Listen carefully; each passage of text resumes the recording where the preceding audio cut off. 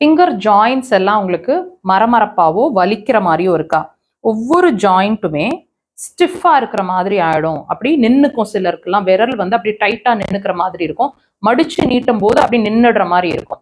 Grams மாதிரி. இந்த மாதிரி இருந்தாலும் சரி, அல்லது எல்லா ஜாயிண்ட்லயும் உங்களுக்கு ஸ்டிஃப்னஸ் மாதிரி தெரிஞ்சாலும் சரி, இந்த பாயிண்ட் வச்சு நீங்க ட்ரீட் பண்ணிக்கலாம். லொகேஷன் பாருங்க. க்ரீஸ் இருக்கு இல்லைங்களா? பாமோட முடிவு அந்த க்ரீஸ்ல அந்த பாயிண்ட் இருக்கு. இதை எப்படி கண்டுபிடிக்கலாம் அப்படின்னா, லொகேட் பண்ணலாம்னா 2 விரல்ல இப்படி கொண்டு வந்தீங்கன்னு சொன்னா எக்ஸாக்டா அந்த நடுவுல இருக்கு அந்த பாயிண்ட். ஈஸியா நீங்க லொகேட் பண்ணிடலாம். உடன் இன்ஸ்ட்ருமெண்ட்ஸ் வச்சிருக்கீங்கன்னா இப்படி கிளாக் வைஸ் டைரக்ஷன். ஜென்டலாவே இருக்கட்டும் ப்ரெஷர்ஸ், டீப் ப்ரெஷர்ஸ் வேண்டாம். இந்த மாதிரி லைட்டா இருக்கட்டும் ப்ரெஷர். 3ல இருந்து 5 முறை, பட் கிளாக் வைஸ் டைரக்ஷன்ல ப்ரெஷர்ஸ் கொடுங்க. நான் சொன்ன மாதிரி 3 to மேக்ஸிமம் 5 டைம்ஸ் வரைக்கும் ப்ரெஷர்.